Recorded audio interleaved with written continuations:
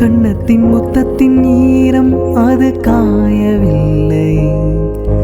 கண்களில் ஏன் இந்த கண்ணீர் அது யாராலே?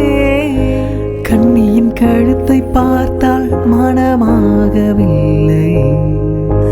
காதலன் மடியில் பூத்தாள் ஒரு பூ போலே.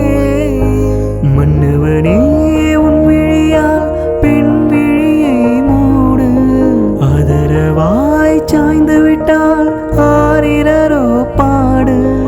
ஆரிரரோ இவர் யார் எவரோ பதில் சொல்வார் யாரோ.